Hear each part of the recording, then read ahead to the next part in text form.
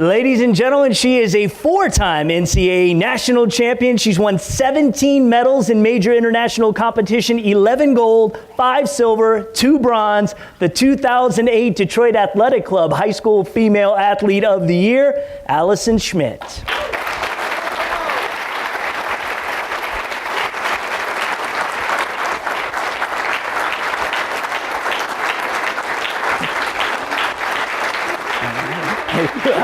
Have a seat. So we thought we'd take a little trip down memory lane. You see that and you think what? I was laughing. Thanks for warning me beforehand. I did warn her. I was a little embarrassed about that. Yeah. Thank you. Yeah, exactly. You know, we look back at our high school days. When you think about your high school days, you're exactly 10 years removed now. It seems like you've lived a lifetime since then. I mean, what comes to mind? I'm old. Right. Sure. No, I mean, I think it was all part of the journey. I think that back when I was competing for high school, it was the greatest thing, and I still have great memories from there, some of my best friends from there. But it also opened up a lot of doors, a lot of other opportunities that I've been able to meet a lot of amazing people. I've been able to represent different University of Georgia, the United States of America, State of Michigan. I'm currently at Arizona State University getting my master's in training again. So if you would have asked me where I would have been in 10 years ago, it was not where I am now. Right, exactly. You won this award back in 2008, as we've said. What did it mean to win an award such as Athlete of the Year when every year it seems like the group is so amazing that you're up against? I remember being shocked. Just like if I was in this group of girls, I know I would have been way far down there. You guys are amazing, and I know that standing up here, listening to all the other girls when I was up here, I was like, wow, this is great. There's amazing athletes here, students, great for the community. Yeah. And it's great to be a part of it, great to be back and see what 10 years later the student athletes are doing as well. Yeah, exactly. Who knows where they're going to be 10 years from now? I imagine that soaring to new heights. Each one of these athletes would not be here without their incredible support system. You have several siblings, all of them very active in sports like you.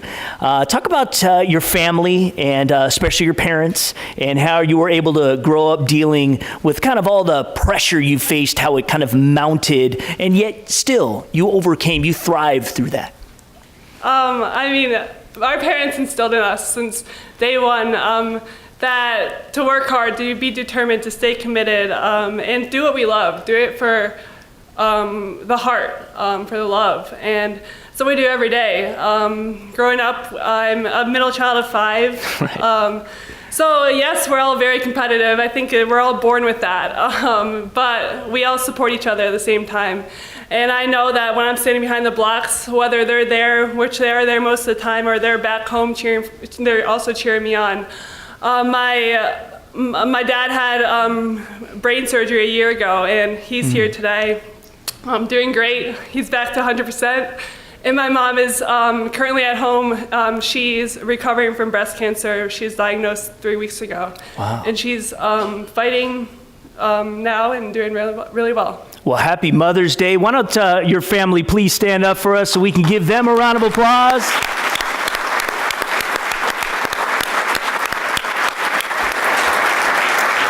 Well, you have an incredible story. National champion, an Olympic champion several times over, your dreams fulfilled, but depression doesn't care about your accolades or anybody's lot in life. It can grab a hold of you and not let go. Please talk about your personal fight and why you felt the need to share your story with the world.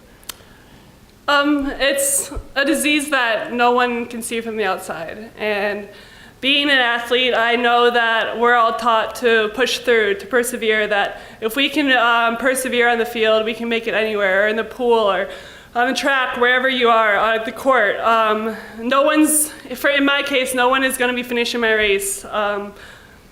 Work hard and you'll finish your own race. But in the game of life, it's much bigger than that. And for me, I was probably had started feeling signs of depression back in 2012, and I internalized all of that. And I said, I felt like I was complaining if I said anything. I was told day after day how lucky I was to have all the successes I've had, to be at a great school, to have great friends and family.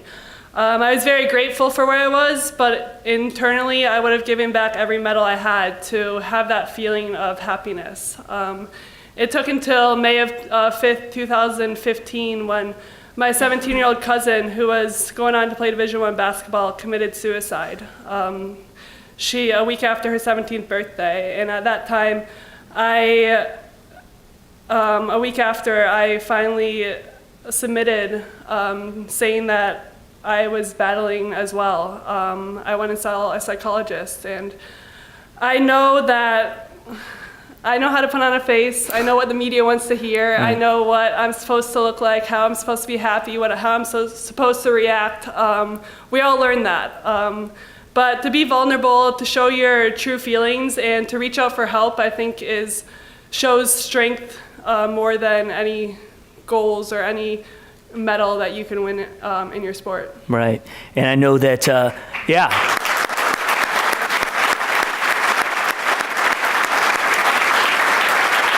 I know that Michael Phelps is your very good friend, and he was a big help for you. Yep, he's also my roomie.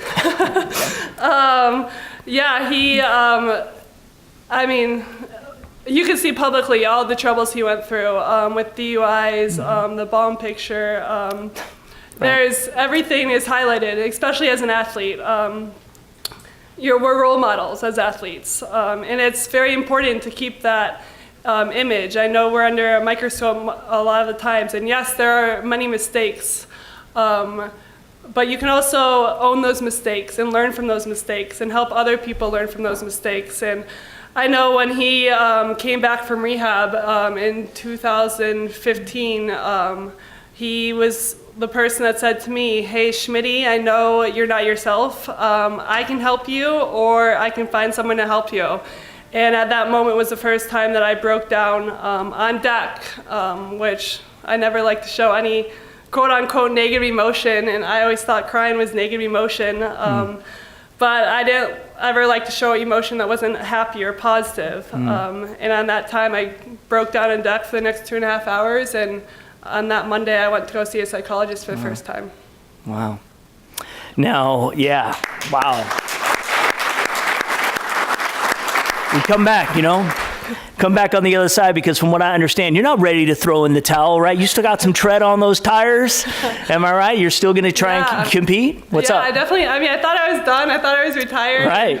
Traveling and living the retired life, but I realized real quickly that I missed swimming, and I definitely had more goals. So I'm currently getting my master's in social work to be a counselor for athletes who have mental illnesses. But I jumped in the pool last September just to get fit again, and that turned into 9 practices a week with 6 weight trainings a week. And so now I'm also training and getting my master's. Awesome.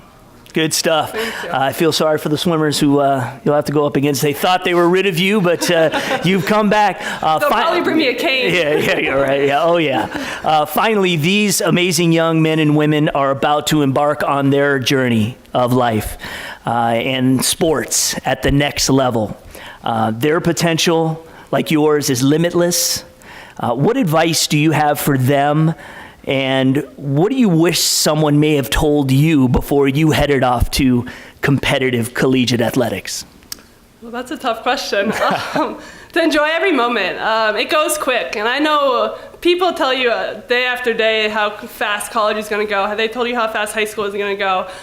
You don't really ever notice until it's gone, but you don't know when your career could end. So go out in the community. I've seen in this video how much you guys are involved in the community, how much you guys love your teammates. Love your teammates, especially when you go to college, the other sports. It's a community within the student athletes. And so enjoy those moments, and because live for those friendships and those memories, because that's what you really cherish forever. Those medals or trophies all go on your bed. The records get broken, medals get dusty, but the friendships and the memories you have with your teammates and with the other student athletes is what you really remember and cherish for the rest of your life. And we cherish you for being here. Thank you very much, ladies and gentlemen, Allison Schmitt.